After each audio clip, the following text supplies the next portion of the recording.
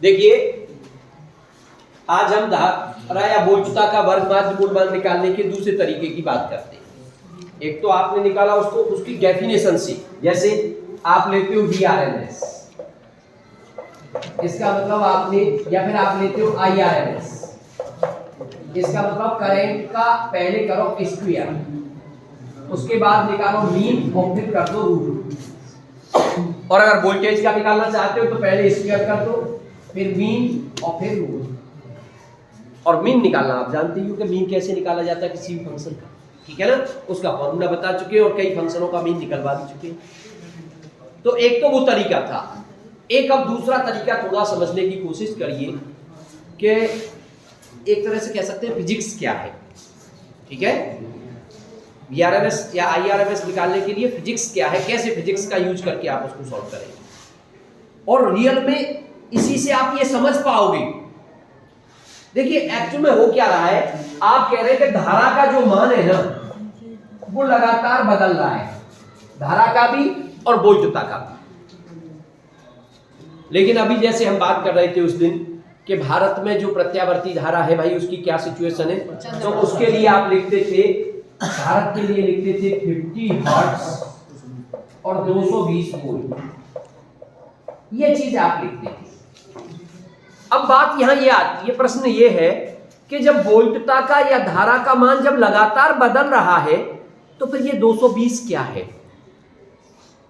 बात समझ रहे हो ना भाई, मान तो लगातार क्या हो रहा है, जीरो से चला और अपनी पीक वैल्यू तक गया और फिर घट के जीरो पे आया, फिर अपोजिट डायरेक्शन में पीक वैल्यू तक और फिर जीरो पर आया।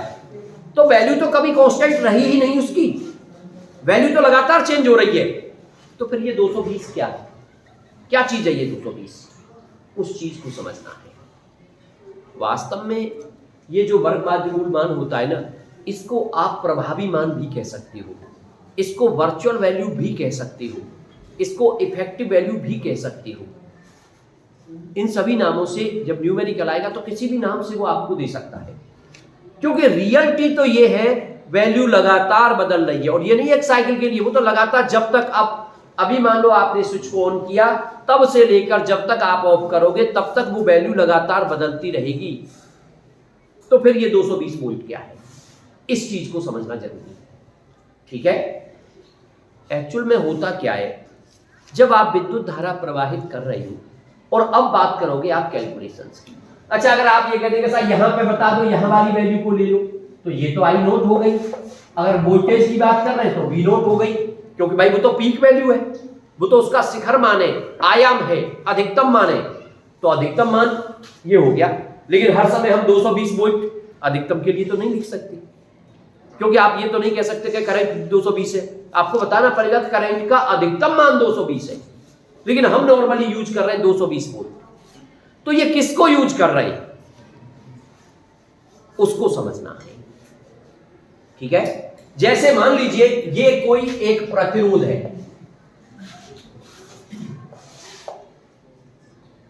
R, और आप इस प्रतिरोध R में T टाइम तक प्रत्यावर्ती धारा प्रवाहित करते हो।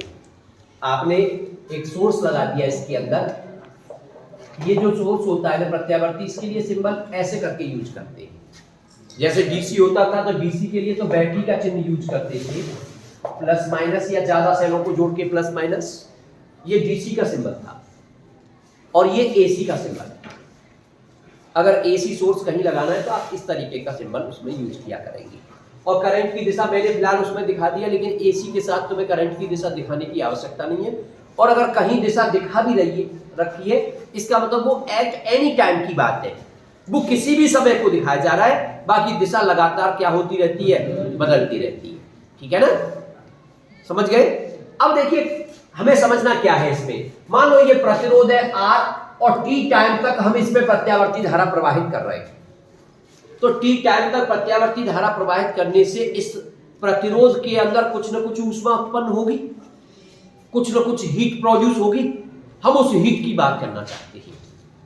अच्छा, दूसरी एक और बात, अब की बार हमने क्या किया, मान लो कोई दूसरा सोर्स लगा लिया इसी प्रतिरोध में और उसमें भी T टाइम तक कोई दूसरी ऐसी विद्युत धारा प्रवाहित की जो कि कांस्टेंट है, अब कांस्टेंट के लिए तो कोई प्रॉब्लम नहीं, क्योंकि उसको तो हम पढ़ चुके हैं। मान लीजिए इसमें एक कांस्टेंट विद्युत धारा प्रवाहित की आपने, अब वो कांस्टेंट विद्युत धारा क्या हो सकती है, मान लो उसका मान है आई। अब अगर ये कांस्टेंट है तो इसके अंदर जो हीट प्रोड्यूस होगी वो कितनी होगी, आप कह दोगे H equal to I square R T. ये फॉर्मूला होता है, आपने पढ़ा है तीसरे चैप्टर में। अगर किसी प्रतिरोध में टी टाइम तक कांस्टेंट करंट आई फ्लो कराएं तो उसमें हीट जो प्रोड्यूस होती है equal to I square R T होती है। यहां अगर आई आपका कांस्टेंट है तो। दूसरी बात, यहां पर जो करंट फ्लो हो रही है वो जीरो से, मान लो आई करंट दिखा रहे हो लेकिन the value of I changes from zero to I, या जीरो टू आई नॉट कह देना, चलो सही है ना, एक मैक्सिमम मान तक चेंज हो रही है। समझ लो ना बात को। अब बात ये आती है कि भाई इसमें तो ये हीट आ गई, अब इसमें हीट की बात कैसे करें। अब इसके लिए तुम ये फॉर्मूला नहीं लगा सकते आई स्क्वायर आर टी, क्योंकि आई का मान तो लगातार क्या हो रहा है, बदल रहा है। ऐसे केस में अगर हीट निकालनी होगी तो क्या तरीका रहेगा, आप एक छोटे से टाइम इंटरवल की बात करोगे कि मान लो एक कोई छोटा टाइम इंटरवल है dt, तो dt टाइम इंटरवल के समय पर उसमें करंट रही है I, तो उस समय जो हीट प्रोड्यूस होगी वो हो गई होगी dH equal to I square R dt। क्योंकि छोटे से समय के लिए हम करंट को कांस्टेंट मान सकते हैं, एक छोटे से समय उसमें जो उस समय करंट रही है उसी को कांस्टेंट माना जा सकता है, लेकिन अगर ज्यादा समय लोगे तो वो चेंज हो जाएगा। अब क्या करना होगा, अब अगर तुम टोटल हीट निकालना चाहते हो तो आपको इसका H इक्वल टू इंटीग्रल करना पड़ेगा, तो इससे ये टोटल हीट निकल करके आएगी। ठीक है, तो हमारा जो मेन काम है वो क्या है, एक्चुअल में हम एक ऐसी वैल्यू की तलाश में हैं, हम इस AC की जो कि लगातार बदल रही है, ये जो वैल्यू लगातार बदल रही है उसकी एक ऐसी वैल्यू की तलाश में है कि अगर कभी जरूरत पड़ जाए तो हम ये कह दिया करें ये इतनी है। उस करंट की या वोल्टेज की एक ऐसी वैल्यू की तलाश में है कि जरूरत पड़ जाए करे तो हम उसको ये उसके नाम से जान सकें, उसकी वैल्यू के हिसाब से जान सकें कि भाई उसकी वैल्यू इतनी है, उसकी वैल्यू 220 वोल्ट है, तो हम उसकी तलाश में हैं।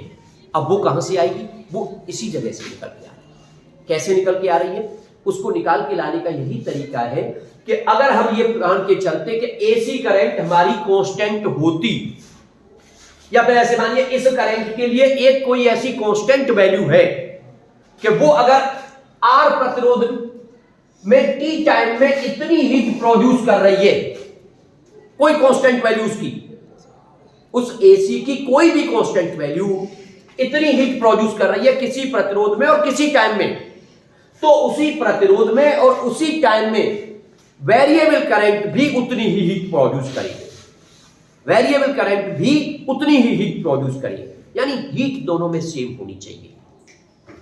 एक तो आप कह रहे हो कि एक कांस्टेंट मान की करंट उतनी हीट प्रोड्यूस करे और एक वेरिएबल की भी सेम हीट प्रोड्यूस करे, इसका मतलब वहां से कंपैरिजन करके उस करंट को लाया जा सकता है। तो हमने क्या मान लिया, हमने इस करंट को RMS करंट मान लिया, IRMS, और IRMS क्या है, एक कांस्टेंट वैल्यू है। IRMS क्या है, एक कांस्टेंट वैल्यू है। अब ये कितनी हीट प्रोड्यूस करेगी किसी प्रतिरोध पे किसी टाइम t में, तो आप लिख दोगे IRMS स्क्वायर RT। लेकिन ये वर्चुअल वैल्यू है, ऐसी कोई वैल्यू है नहीं वहां पे, क्योंकि वैल्यू तो रियल में क्या हो रही है, जीरो से बदल रही है। ये तो एक वर्चुअल वैल्यू है, बस हमने एक सेट कर लिया माइंड में कि अगर कभी जरूरत पड़ जाए तो लिखें क्या, इसलिए एक कांस्टेंट वैल्यू मान ली है कि कोई ना कोई कांस्टेंट वैल्यू है और वो इतनी हीट प्रोड्यूस करेगी फिर उसमें। तो सेम हीट प्रोड्यूस करने के लिए निकालने का तरीका क्या होगा, एक छोटे से टाइम इंटरवल के लिए हीट निकालेंगे और फिर उसका इंटीग्रल करके टोटल हीट निकाल लेंगे और इस टोटल हीट को बराबर रख देंगे इसकी, और वहां से तुम्हारी किसकी वैल्यू निकल के आ जाएगी, IRMS की वैल्यू निकल करके आ जाएगी। ये तरीका है इस चीज को लाने का। मतलब सिर्फ इतना सा है कि जो वेरी करती हुई करंट है या वोल्टेज है, हम उसकी एक कांस्टेंट वैल्यू चाहते हैं। हालांकि वो कांस्टेंट वैल्यू कभी होती नहीं है, हाँ ये हो सकता है कि उतनी वैल्यू पर, या फिर ऐसे कहिए उसकी एक, अब केवल एवरेज शब्द नहीं ले सकते हम वहां पर, क्योंकि एवरेज निकालने के तरीके अलग होते हैं। लेकिन फिर भी हम एक ऐसी वैल्यू निकालना चाहते हैं जिसे उसके लिए यूज किया जा सके, और वो वैल्यू केवल हीट के कंपैरिजन से आती है कि एक कांस्टेंट करंट किसी प्रतिरोध में किसी टाइम टी में जितनी हीट प्रोड्यूस करे उतनी ही हीट हमारी उसी प्रतिरोध और उसी टाइम में ये वेरिएबल करंट पैदा कर दे, तो उससे जो संबंधित करंट होगी उसी को आरएमएस करंट कहते हैं। इसका मतलब आप लिख सकते हो कि H की जगह पे IRMS ये वाला फॉर्मूला लगा करके और इसको सॉल्व करके दोनों को इक्वल रख करके हम इसको ला सकते हैं। तो अब बात आती है कि भाई इसको कैसे सॉल्व किया जाए। तो इसे सॉल्व करने में कोई प्रॉब्लम नहीं है। आई की वैल्यू, क्योंकि ये तो वेरिएबल करंट है, तो आप आई की वैल्यू लगाओगे तो H equal to integral I की जगह पे आ जाएगा I not sine omega T, तो I not square sine square omega T और ये डी टी, ठीक है ना। अब आपको जो कांस्टेंट लग रहा हो, अच्छा किसके लिए निकालना है उसका, कितने टाइम तक के लिए, टी टाइम तक के लिए। कितने टाइम की बात कर रहे हैं, टी टाइम तक की बात कर रहे हैं। तो आप इसका इंटीग्रल क्या कर दोगे, इंटीग्रल 0 टू टी, इसका 0 से टी के लिए इंटीग्रल करेंगे और जो चीज कांस्टेंट है आपकी उसको बाहर निकालो, I not square integral sine square omega T D T. अब इसका इंटीग्रल मैं दोबारा नहीं कर रहा हूं, आपको ध्यान हो तो कल हमने इसका इंटीग्रल किया था, साइन स्क्वायर ओमेगा टी का इंटीग्रल आप अलग से करके लाई थी। थोड़ा सा ध्यान दीजिए, हमने साइन स्क्वायर ओमेगा टी के इंटीग्रल के लिए यूज किया था 1 minus cos 2 omega T upon 2, इस फॉर्मूले का यूज किया था। और जब भी चाहे साइन स्क्वायर आ जाए चाहे cos स्क्वायर आ जाए, इंटीग्रल करने का ये वाला फॉर्मूला ऐसे ही cos का निकालो तो प्लस आ जाएगा, उसी का आपको यूज करना है। अब आप इसको लगा करके सॉल्व करोगे, आई नॉट स्क्वायर इंटीग्रल वैल्यू हो जाएगी आपकी 1 minus cos 2 omega T upon 2 dt। 1 का क्या हो जाएगा भाई इंटीग्रल, यहां से ये आ जाएगा आपका आई नॉट स्क्वायर, 2 को बाहर कर देता हूं, चलो 1 का हो गया t माइनस इसका हो जाएगा sine 2 omega T upon 2 omega, ठीक है ना।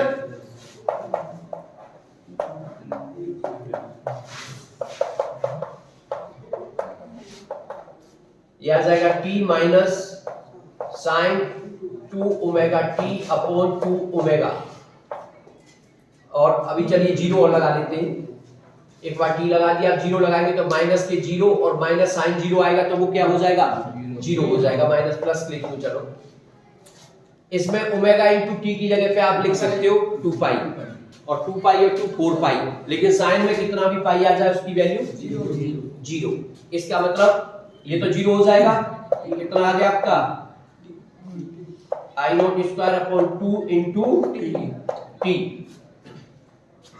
और क्या चीज कुछ छूटा है, नहीं ये तो अभी हमने ये निकाला है ना केवल, भाई हमने जो वैल्यू निकाली है वो तो इंटीग्रल की वैल्यू निकाली है इसकी, है ना। आई नॉट स्क्वायर हमारा ये है, साथ में क्या था आर, चलिए आर को भी बाहर कर लीजिए, ये हो जाएगा आर आई नॉट स्क्वायर और टी और ये 2 आपका, ये इक्वेशन आ गया भाई। ये वैल्यू किसकी निकल के आ गई आपकी, h की वैल्यू निकल के आ गई। इधर आप h की वैल्यू को क्या कह रहे हो, वैसे आप h की वैल्यू को क्या कह रहे हो, I R M S square R T. अगर कैपिटल टी टाइम के लिए ले रहे तो टी की वैल्यू कैपिटल टी हो जाएगी। तो हमने जो हीट निकाली टी टाइम के लिए, कैपिटल टी टाइम के लिए जो हीट निकाली वो आपकी ये निकल के आ गई। और अगर कैपिटल टी टाइम के लिए वैसे अगर हीट डायरेक्ट निकालोगे फॉर्मूला तो ये है, लेकिन यहां पर ये जो करंट है ये कांस्टेंट करंट है, कांस्टेंट के लिए फॉर्मूला लगा सकते हो। तो वास्तव में हम इस हीट को और इस हीट को एक चीज मान करके ये कांस्टेंट वैल्यू को निकालना चाहते हैं, यानी आरएमएस वैल्यू एसी की एक कांस्टेंट वैल्यू है, सिर्फ इसलिए लाई गई है जिससे हम एक नाम से एक वैल्यू से कह सके भाई एसी तो लगातार बदलती है, लेकिन हमें जरूरत तो पड़ेगी किसी न किसी वैल्यू की जिसको हम बोल सके, इसीलिए उसका नाम होता है प्रभावी वैल्यू, इफेक्टिव वैल्यू, और वर्चुअल वैल्यू भी कहते हैं, आभासी भी है, ऐसी कोई वैल्यू है नहीं एसी के अंदर, ठीक है ना। तो अब आप इसको और इसको इक्वल रख करके सॉल्व कर सकते हो। तो आप इसे और इसे इक्वल रखेंगे तो इधर से तो ये आ गया I R M S square R T equal to R I not square upon 2 और ये टी कट गया, आर से आर कट गया, आई आर एन एस जब निकल के आएगा ये हो जाएगा आई नॉट अपॉन रूट, और यही फॉर्मूला आपका कल निकल करके आएगा। तो हमें थोड़ा सा फिजिक्स को समझना है कि भाई रियल में ये आया कहां से, ये हीट की के हिसाब से हमने इसको कैलकुलेट कर दिया है, और वास्तव में आरएमएस वैल्यू कोई वैल्यू होती ही नहीं है उसके अंदर। आरएमएस वैल्यू हाँ हो सकता है कि इस वैल्यू पे क्षण भर के लिए वो जाता हो, भाई वो तो लगातार बदल रही है ना आपकी, 0 से लेकर के मैक्सिमम तक, तो बीच में कहीं ना कहीं उस वैल्यू पे समय के लिए गुजरता होगा, लेकिन अब उस वैल्यू को एज ए इफेक्टिव वैल्यू माना गया है, एक कांस्टेंट वैल्यू माना गया है, उसको कहते हो आप आरएमएस वैल्यू। ठीक है, अब देखिए इसके बाद इसी टॉपिक में हम कुछ पॉइंटों को समझना चाहते हैं जो कि बहुत इंपॉर्टेंट है। अगर आप उनको समझ गए तो बाकी आगे आने वाले जो कम से कम 5 से 6 डेरिवेशन है ना, उन्हें करने में आपको कोई दिक्कत नहीं आएगी।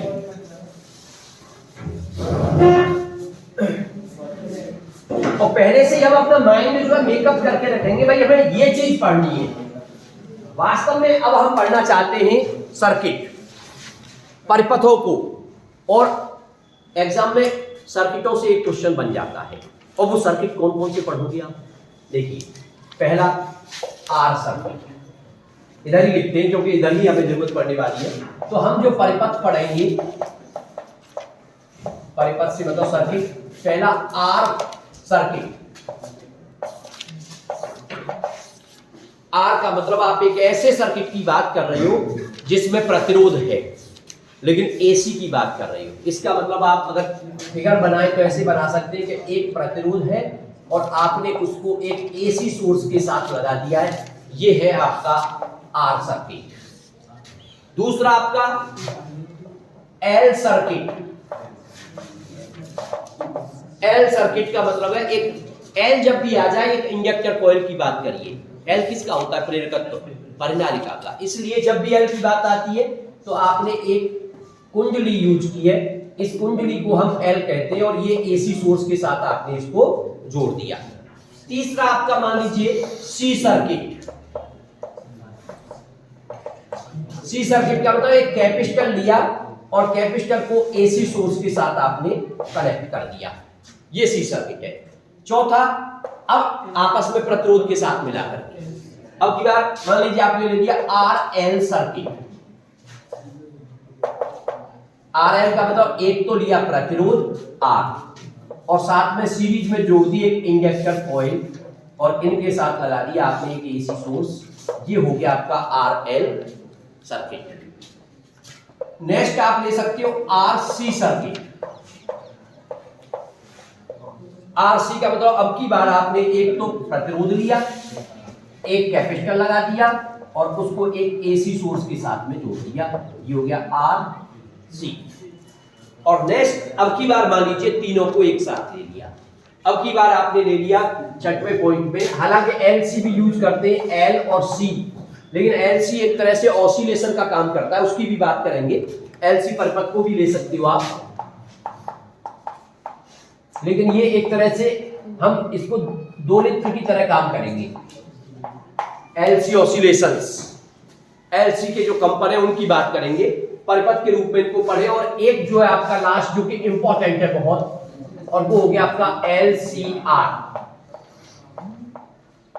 एलसी लोगे तो एल और सी को मिला देना, एलसीआर की बात आ जाए तो आपने एक प्रतिरोध ले लिया आर, एक इंडक्टर कॉइल ले ली, और एक कैपेसिटर ले लिया, और उसको एसी सोर्स के साथ में आपने लगा दिया इस तरीके से। तो इतने परिपथ अब हम पढ़ने वाले हैं, लेकिन बात क्या है, हम एक एक करके पढ़ेंगे, कुछ नए टर्म आएंगे इसमें, नए टर्म आया करेंगे, आप थोड़ा सा कंफ्यूज होंगे। इसलिए पहले क्या करते हैं, शुरू करने से पहले हम समझ लेते हैं सभी टर्म्स को, कि इसमें करना क्या होगा, हमें क्या क्या चीजें आएंगी, उनको क्या कहा करेंगे, कैसे उसको निकाला करेंगे, ये तरीका थोड़ा समझने की कोशिश करते हैं। और उनको निकालने के लिए एक वर्ड और आता है जिसको कहते हैं फेजर। तो फेजर क्या होते हैं उस बात को भी समझना है। तो सबसे पहले मैं आता हूं आर सर्किट पे। देखिए आर सर्किट जब है, आपने जितने भी एसी सोर्स लगाए हैं तो हम उसकी वोल्टेज की बात किया करेंगे, तो V = V0 sine omega T. चाहो तो E equal to E0 sine omega T भी लिख सकते हो, कोई परेशानी नहीं है। ये एसी वोल्टेज का एक तरह से फॉर्मूला हो गया आपका। तो सभी सर्किटों में जो वोल्टेज हम लेके चला करेंगे वो V equal to V0 sine omega T लेके चलेंगे। और हमारा टारगेट क्या होगा? करंट को निकालने का। लेके चले वोल्टेज और टारगेट है करंट निकालने का, और वो भी किस फॉर्मेट में? इसी फॉर्मेट में I equal to I dot sine omega T, और फिर प्लस माइनस करके कुछ आ जाए वो अलग बात है, लेकिन करंट को इसी फॉर्मेट में लाने का टारगेट हमारा रहेगा कि भाई वोल्टेज लेके चले और करंट हम निकालेंगे। ठीक है, अब साइन के साथ प्लस माइनस करके कुछ आएगा वो अलग बात है, आएगा तो उसकी चर्चा भी की जाएगी, उसको फेज कहते हैं। एक्चुअल में ये जो साइन है ना, जैसे आप लिख रहे हो साइन ओमेगा टी, तो ये जो एंगल होता है ना, इसको कहा जाता है हिंदी में कला। क्या बोला जाता है? कला, अंग्रेजी में फेज। अब मान लो दोबारा में जब करंट का फॉर्मूला आया निकल के, लेकिन उसमें आ गया sign omega T plus pi by 2, तो दोनों की कला में हमें एक डिफरेंस दिख रहा है, और वास्तव में डिफरेंस कितने का है? पाई बाई 2 का। हम उसको एक में से घटा करके दूसरे को पता लगा सकते हैं। ठीक है ना? तो ये तरीका होता है, तो उसको फेज बोलते हैं, उसको कला बोलते हैं, और दोनों की कला का अंतर उसको कहते हैं कला अंतर। ठीक है, पहले भी इस पर डिस्कस हुआ है। तो अब मेन इस कला को भी वहां समझना होगा, हमें यह भी पता लगाना होगा कि भाई वोल्टेज और करंट में से कौन कला में आगे है और कौन कला में पीछे है, उस बात को भी समझना होगा। चलिए खैर, अब थोड़ा सा आगे बढ़ते हैं। और तो एक टारगेट तो हमारा ये होगा कि वोल्टेज लेके चलेंगे, करंट निकाल के लाने की हमारी कोशिश रहेगी। दूसरी जो बात है, देखिए दूसरी बात क्या होती है, हम प्रतिरोध किसको कहते थे? जो तीसरे चैप्टर में प्रतिरोध हमने पढ़ा वो था धारा के मार्ग में अवरोध। धारा के मार्ग में जो रुकावट है वही प्रतिरोध है। वो डीसी के लिए था, आर सर्किट के लिए था, जहां आप उसको रुकावट को प्रतिरोध कहते हो। लेकिन हर जगह प्रतिरोध को प्रतिरोध नहीं कहा जाता, यानी हर जगह ऐसे कहिए अवरोध को प्रतिरोध नहीं कहती, उसका और भी कुछ नाम हो सकता है, तो हमें उस नाम को पहले से समझ लेना है। ठीक है, तो देखिए जब आपका परिपथ आर परिपथ हो तो वोल्टेज और जो करंट का रेशियो होगा उसका नाम जो आप अवरोध कहते हो, वास्तव में वो आपका प्रतिरोध ही होगा, and denoted by R according to Ohm's law. लेकिन जब सर्किट आपका एल सर्किट होगा तो उस केस में V अपॉन I जो आप निकालोगे, अब उस धारा के मार्ग में जो रुकावट है, भाई V अपॉन I क्या है? रुकावट। वोल्टेज अपॉन करंट वही तो धारा के मार्ग में अवरोध है, यही तो पढ़ा आपने ओम्स लॉ में। लेकिन अब उसका नाम प्रतिरोध नहीं होगा। जब परिपथ L परिपथ होता है तो उसको कहते हैं फिर प्रतिघात, रिएक्टेंस। और प्रतिघात में भी क्या है, अगर L है और C है तो अलग अलग नाम हो जाते हैं। अगर L है तो उसका नाम आप लेते हो प्रेरण प्रतिघात, यानी इस केस में V अपॉन I को आप XL कहा करेंगे और नाम होगा उसका प्रेरण प्रतिघात। और इसका फॉर्मूला निकल के आएगा ओमेगा L। आप कहोगे ये कहां से लिख दिया सर? ये डेरिवेशन होकर के आएगा, जब एल सर्किट पूरा पढ़ाऊंगा तो ये ड्राइव होकर के आ जाएगा। लेकिन पहले से इसलिए बता के चल रहा हूं क्योंकि वहां पे जब मैं कहूंगा कि it is denoted by XL and called inductive reactance, तो वहां आप कंफ्यूज रहेंगे फिर। इसलिए पहले से हमारा माइंड मेकअप हो जाएगा कि भाई उस सर्किट में धारा के मार्ग में अवरोध प्रतिरोध, उसमें प्रेरण प्रतिघात, उसमें धारतीय प्रतिघात और उसमें प्रतिबाधा। तो ये नाम पहले से जान जाएंगे हम, इसलिए वहां समझना आसान हो जाएगा। ठीक है ना? तो इस केस में जब एल सर्किट होता है तो जो अवरोध होता है उसका नाम होता है प्रेरण प्रतिघात। भले फॉर्मूला मत याद रखो, वो वहीं आ जाएगा, वहां पे ध्यान रख देना। ठीक है, नेक्स्ट अगर सी सर्किट की बात करें तो V अपॉन I जो होगा उसको कहते हैं XC, और इसको बोलते हैं धारतीय प्रतिघात। नाम होता है इसका धारतीय प्रतिघात। अगर इसके फॉर्मूले की बात करेंगे तो 1 अपॉन ओमेगा C, इसका फॉर्मूला निकल करके आ जाया करेगा। नेक्स्ट की बात करते हैं, अगर R के साथ कुछ आ जाए यानी अकेला ना आकर के डबल हो जाए, प्रतिरोध के साथ L आ जाए, प्रतिरोध के साथ C आ जाए, या प्रतिरोध के साथ दोनों आ जाए, उस केस में धारा के मार्ग में जो रुकावट होती है उसका नाम होता है प्रतिबाधा, इंपीडेंस, उसको जेड कहते हैं हम। अब उसके फिर अलग अलग जगह अलग अलग फॉर्मूले आएंगे, उसको मैं इसलिए नहीं बता रहा हूं, वो थोड़े कॉम्प्लिकेट से होते हैं, वो तुम्हें कंफ्यूज करेंगे। अभी जब डेरिवेशन आएगा वहां बड़ी आसानी से आप उसको समझ जाओगे, ठीक है। तो ये चीजें थोड़ी सी ध्यान रखनी है। इसमें भी वो जेड होगा, इन दोनों में भी बात करेंगे तो इन दोनों में भी वो क्या होगा, V/I जेड भी होगा, इसका नाम भी प्रतिबाधा होगा। तो तीन नामों के लिए थोड़ा सा हमें इस चीज को समझ के चलना है कि भाई कब क्या आना है, ठीक है ना। तो जब केवल R सर्किट तो प्रतिरोध, L सर्किट तो प्रेरण प्रतिघात, C सर्किट धारकीय प्रतिघात, और इसके अलावा कोई सर्किट RN, RC, LCR, नाम इधर उधर ले दो, उससे कोई फर्क नहीं पड़ता है, तो फिर उसका नाम होता है प्रतिबाधा जेड, ठीक है। तो एक ये चीज हमें ध्यान रखनी है। दूसरी एक और बात, जो हम फेजर की बात कर रहे थे, फेजर को हिंदी में भी फेजर लिखते हैं, अंग्रेजी में भी फेजर लिखते हैं, ठीक है। तो फेजर इस तरीके से, तो फेजर क्या है वास्तव में? वैसे फेजर ये एक सदिश है, लेकिन रियल में वो स्केलर है, क्योंकि फेजर हम यूज किसके लिए कर रहे हैं? फेजर हम यूज कर रहे हैं विद्युत धारा के लिए। फेजर हम किसके लिए यूज कर रहे हैं? विभवांतर के लिए। और विद्युत धारा भी अदिश राशि है और विभवांतर भी अदिश राशि है। केवल हम यहां उसको ऐसे दिखाना चाहते हैं कि ये एक रोटेटिंग वेक्टर है, ये किसी भी समय उसकी पोजीशन को बता रहा है।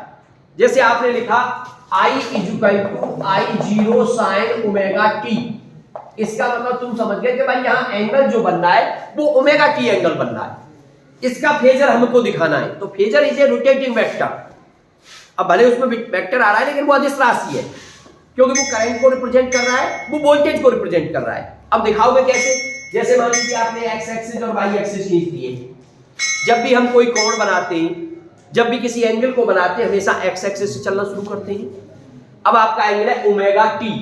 अब वैल्यू तो पता नहीं है कि भाई 30 है कि 40 है कि 45 है कि 60 है, कुछ भी होगी, कोई ना कोई वैल्यू है। इसका मतलब हमने मान लिया ओमेगा टी एंगल हमारा ये है, ये एंगल हमारा ओमेगा टी है, और हम आई को दिखाना चाह रहे हैं। इसका मतलब अब इस पे जब दिखाओगे तो ये वैल्यू हो जाएगी आपकी आई नॉट, क्योंकि यहां से यहां तक ये लेंथ पीक वैल्यू हो गई करंट की। कौन सी वैल्यू हो गई? Peak value. और आप अगर यहां से ऐसे परपेंडिकुलर डालोगे तो यहां पे ये हो गया आपका आई, और वो उसकी हो गई पीक वैल्यू।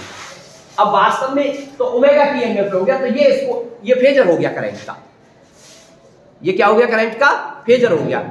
अब जैसे इसी के साथ तुम दिखाने लग जाओगे V = V0 sin omega T plus π/2, ये साथ में दिखाने लग जाओ, तो हमें दिख रहा है कि भाई जो वोल्टेज है वो ओमेगा टी से भी आगे है। कितने एंगल से? π/2 एंगल से। अब उसका फेजर दिखाना है, तो अब ओमेगा टी एंगल तो यहां तक हो गया, इस लाइन तक। अब इससे 90 डिग्री आगे है, तो आगे का मतलब 90 डिग्री का एंगल बनाते हुए इस वाली लाइन पे ये π/2 का एंगल बनाते हुए, और इस पे आप वोल्टेज V0 देखा, और यहां से लाइन खींच करके ऐसे इस पे भी लिख दोगे। ये हो गया एक तरह से वोल्टेज। तो दोनों करंट और वोल्टेज के फेजर दिखा दिए। साथ ही साथ ये फेजर ही हमें बता रहा है कि वोल्टेज π/2 एंगल से करंट से आगे है। लेकिन अगर इसी में मान लो आपका फॉर्मूला ये होता V = V0 sin omega T minus π/2, ये होता। इसका बताओ अब वो पीछे है, भाई करंट का ओमेगा टी था, लेकिन अब इसको भूल जाओ ये है, तो ये π/2 से पीछे हो गया। तो अब इस वाली लाइन पर 90 डिग्री का एंगल बनाते हुए नीचे की तरफ शो करते हैं उसको, और इस एंगल को दिखाते हैं π/2। तो अब ओमेगा टी से π/2 पीछे हो गया, ठीक है। यहां कहने के तरीके देखिए दो होते, एक अग्रगामी एक पश्चगामी। जैसे हम ये और ये वाला लेते तो हम कहते कि वोल्टेज जो है वो करंट से π/2 से अग्रगामी है, या इसको कहने का दूसरा तरीका भी है कि करंट जो है वो वोल्टेज से π/2 से पश्चगामी है। जो पीछे है उसको पश्चगामी कहते हैं, जो आगे है वो अग्रगामी। कहाँ दोनों को जा सकता है, बस नाम बदल जाएंगे। जो आगे है उसको पहले ले दोगे कि वोल्टेज धारा से अग्रगामी, और आपने धारा पहले ले दिया, धारा वोल्टेज से पश्चगामी। कितने एंगल से, वो एंगल आप उसमें बता दोगे। एक एक नंबर में कभी कभी ये क्वेश्चन बन जाते हैं। पूछ लेता है कि एल सर्किट में बताओ कौन आगे है, सी सर्किट में बताइए क्या सिचुएशन है, आर सर्किट में बताइए क्या सिचुएशन है। कभी कभी इस पर क्वेश्चन बन जाता है सिंपल सा एक नंबर का, ठीक है ना। तो वो जब हम ड्राइव करके लाएंगे अपने आप निकल के आ जाएगा रिजल्ट, और वो रिजल्ट तुम्हें याद रखना पड़ेगा। तो ये इस चीज को ही फेजर कहते हैं। फेजर कोई नई चीज नहीं है। एक होता है ज्यावक्र। ज्यावक्र कभी कभी ड्रॉ कराने के लिए आ जाते हैं, साइन कर्व बोलते हैं उनको। तो साइन कर्व तो ये खुद अपने यही तो साइन है। अब इसको तुम जब साइन कर्व खींचोगे तो साइन कर्व, इसी को तो साइन कर्व कहते हैं हम, ठीक है ना। अब ये है i = I0 sin omega t है, तो इस तरह से खींच दो। लेकिन i = I0 sin omega t plus π/2 है, इसका मतलब अब वो चीज आगे हो गई। तो आगे के लिए ऊपर से दिखाया जाता है, पीछे के लिए नीचे से दिखाया जाता है। तो उसी हिसाब से ग्राफ बना देंगे। जैसे मान लो तुम इन दो के ग्राफ प्लॉट करना चाहते हो,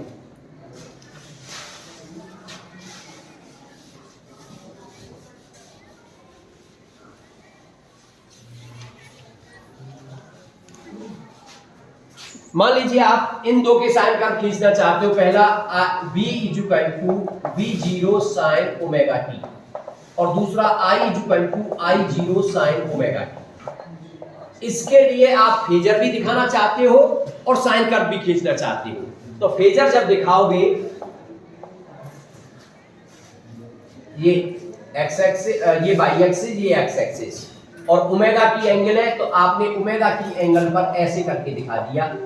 ये एंगल दिखा दिया ओमेगा t, और यहां दिखा दिया आपने I0। लेकिन v जो है वो भी ओमेगा t एंगल पर है, और लेकिन v हमेशा I से बड़ा होता है वैल्यू में। क्यों? क्योंकि v = IR। अब प्रतिरोध की कुछ ना कुछ वैल्यू होगी तो वो बड़ा होगा, इसलिए अब इसी लाइन पे आगे दिखा देंगे ये हमारा v0। यहां से इधर परपेंडिकुलर खींचेंगे ये I, और ऊपर ऐसे परपेंडिकुलर खींचेंगे वो v। तो अब आप समझ गए कि भाई ये फेजर हो गया इस वाले का। अब इसका तुम्हें ग्राफ खींचना है, कौन सा? Sine curve. तो साइन कर्व खींचोगे तो साइन कर्व आपका, मान लो पहले v के लिए खींचा आपने, तो v के लिए, ये v के लिए आ गया। अब I के लिए खींचना चाहते हो, I भी सेम फेज में है, लेकिन I की वैल्यू थोड़ी कम होती है v से, इसलिए I वाले ग्राफ को थोड़ा सा v से नीचे रखेंगे इस तरीके से। अगर v की वैल्यू की बात करेंगे, पीक वैल्यू, तो वो ये पीक वैल्यू होगी v0, और यहां से यहां तक जो होगी ये होगी आपकी I0। ये ग्राफ हुआ आपका v के लिए, और ये वाला ग्राफ हुआ आपका I के लिए, ठीक है ना। अब मान लीजिए अब की बार ग्राफ प्लॉट करवा रहा है वो आपसे v = v0 sin omega t। v को हमेशा ऐसे लिखेंगे क्योंकि सोर्स हम लेके चल रहे हैं। भाई हमारे पास AC का सोर्स है खुद, हमें तो I निकालना है, तो वो I जो निकल करके आएगा वही तो डिफरेंट आएगा। v तो जो पहले से है वो रहेगा। तो इसका मतलब मान लो I निकल के आया आपकी बार, I = I0 sin omega t - π/2, ये चीज निकल के आई। तो फेजर बनाओगे आप, तो फेजर मैंने अभी बताया भी था आपको वहां पे, दोबारा फिर समझ लीजिए एक बार और। v का फेजर v0, एंगल हो गया ओमेगा t, I उससे π/2 से पीछे, तो इस वाली लाइन पर 90 डिग्री का एंगल बनाते हुए, ये 90 डिग्री का या π/2 दिखाते, ये आपका किसके लिए आ गया? I0, ये I, और ये आपका v, ये फेजर हो गया। अब ग्राफ खींचना चाहते हो, साइन ग्राफ खींचोगे। v का ग्राफ जैसे उसमें है पहले वैसे आ गया, ये v0 sin ओमेगा t जैसे है, I sin ओमेगा t - π/2, यानी पीछे है, लेकिन कितना पीछे है? π/2। और किसी भी साइकिल में π/2 होता कहां है? देखिए, अगर एक साइकिल आप इसको कहते हो, ये एक साइकिल है, तो एक चक्कर में हमेशा 360 डिग्री का एंगल घूमता है कोई भी, यानी 2π। इसका मतलब यहां तक 2π एंगल, तो इस जगह तक पाई एंगल, ये 2π एंगल, तो यहां पर होगा आपका π/2। तो वास्तव में ये जो जगह है ना, यहां से यहां तक जो गए हो, ये π/2 से आप रोटेट कर गए। इसका मतलब अब π/2 से पीछे है, यानी उसकी करंट की ये वाली जो जगह है ना, ये वाली जगह, ये जगह जो π/2 है आपकी, ये जगह आपको नीचे से दिखानी है। क्योंकि करंट पीछे चल रहा है उससे इतना। तो आप इस जगह को नीचे की तरफ से दिखाते हुए तब आगे बढ़ाइएगा, ठीक है। तो इस तरीके से आपको साइन कर्व खींचना और फेजर बनाना आ जाना चाहिए। बाकी सर्किट है, जैसे जैसे सर्किट बढ़ते चले जाएंगे और उसको कंप्लीट करेंगे।